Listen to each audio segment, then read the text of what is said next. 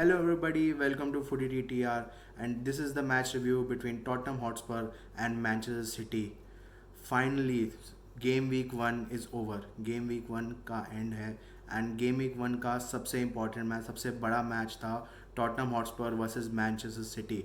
Tottenham Hotspur जो इस time एक ट्रांजिशन पीरियड में है, जो भी बड़े अनस्टेबल इन्वायरमेंट में है, बिकॉज उन्होंने अपना लास्ट मैच जो जोजे मिलियो को सैक करके नूनो एस्पिरिटो सैंटो को लेके आया. उनका जो मेन स्ट्राइकर है Harry Kane is continuously being linked to Manchester City. And Manchester City जिसको अपना टाइटल होल्ड रखने के लिए एंड इस साल चैम्पियंस लीग में जीतने के लिए स्ट्राइकर की बहुत बहुत नीड है. Because last time Premier League में इल्के गुंडोगन ने 13 गोल्स किए थे और जो उनका हाईएस्ट स्कोरर था. सो इससे प्रूव होता है कि they are in dire need. बहुत बहुत सख्त ज़रूरत है उनको एक स्ट्राइकर की. एंड अगर स्ट्राइकर नहीं होगा तो आई एम वेरी स्केर्ड कि इस साल सिटी शायद टाइटल नहीं जीत पाएगी मेरे हिसाब से. So let's start with the match analysis. Basic stats between Spurs and city is possession से 35% थी स्पर्स की एंड सिटी की फिर 65%. टोटल शॉट 13 वर्सेस 18 थे. शॉट ऑन टारगेट 2 वर्सेस 4 थे. And big chances created was 1 versus 3 and big chances missed is 1 versus 3.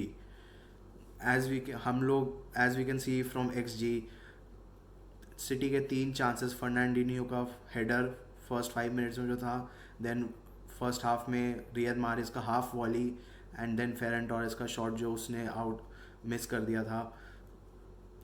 I don't know क्यों किया, क्या वो मैच फिट नहीं थे या क्या इशू था.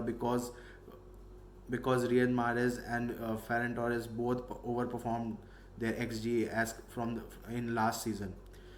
So पता नहीं क्या इशू था. मे बी मैच फिटनेस थी. एंड द गोल ऑफ सन मेरे को समझ में नहीं आता है आज पेप ग्वार्डियोला ने क्या सोच के एडरसन को खिलाया.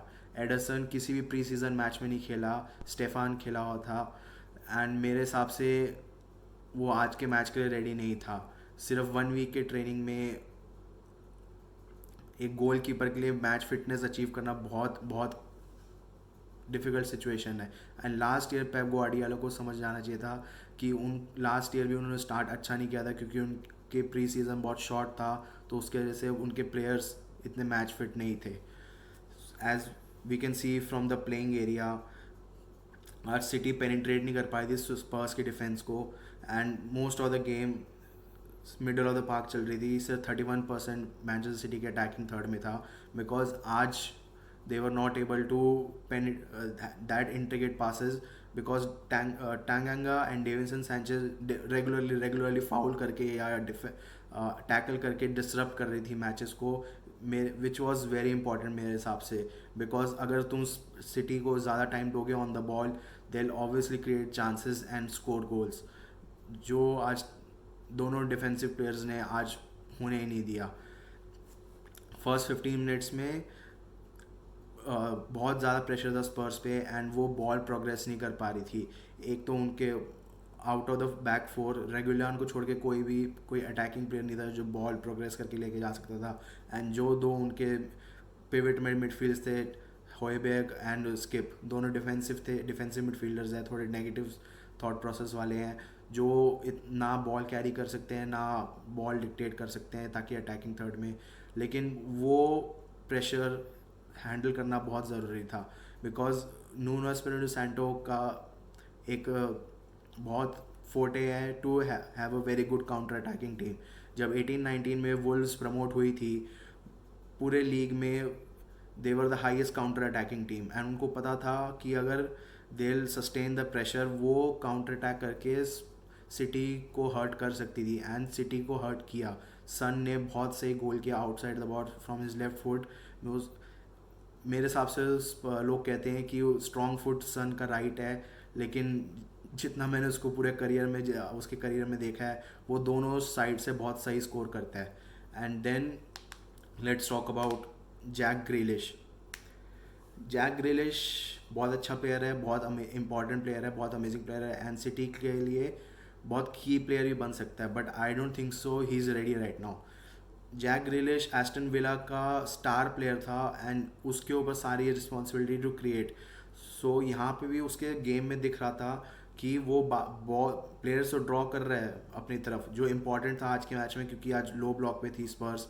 लेकिन उसकी वजह से, लेकिन वो टाइमली पास नहीं कर रहा था, जो मेरे हिसाब से पेप गार्डियोला अगर उसे तो के कोचिंग के बाद वो ये सब अचीव कर पाएगा। एंड ग्रिलिश बहुत इंपॉर्टेंट होगा जब भी इंपॉर्टेंट टीम्स और इंपॉर्टेंट मैचेस खेल रहा होगा, बिकॉज लो ब्लॉक के लिए ये बहुत इंपॉर्टेंट है कि प्लेयर्स अपने पोजीशन से बाहर निकले ताकि वो स्पेस क्रिएट कर पाए।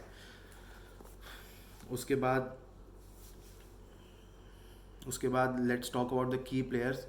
मेरे हिसाब चाहे सन ने गोल किया, एंड आई थिंक सो काफ़ी लोग सन को मैन ऑफ द मैच देंगे, लेकिन जो की प्लेयर्स थे वो टैंगंगा एंड डेविसन सैंचेज था। फर्स्ट लेट्स टॉक अबाउट टैंगंगा, जो राइट बैक पर था। वैसे he is professionally a centre back, लेकिन स्टिल उसने आज 2 क्लियरेंसेस करे, 1 block shot, 1 interception, 2 tackles. First half में वो एक भी बार ड्रिबल उसको कोई प्लेयर उससे पास नहीं कर पाया। सेकेंड हाफ में ही सिर्फ एक बार पास हुआ। Ground duels he won 3 and aerial duels he won 2, and उसने आज 4 फाउल्स कमिट किए, which was very important. And second is Davinson Sanchez, जो पूरे 90 मिनट्स खेला, 5 clearances and 1 block shots and 4 tackles he won. Then he won 2 aerial duels out of 3।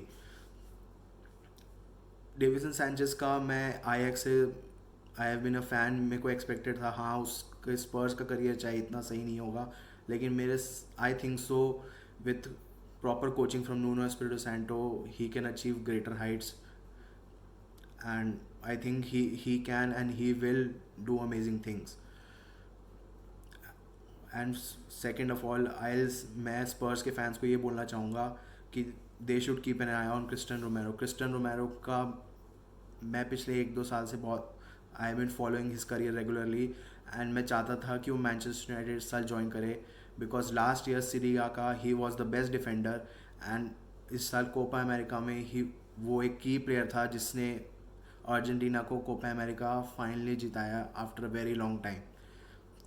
So it was a very it it's a very मतलब I am feeling extremely jealous कि इतना talented player स्पर्स के पास है, लेकिन still मेरे हिसाब से स्पर्स के लिए बहुत अच्छा साइनिंग रहेगा।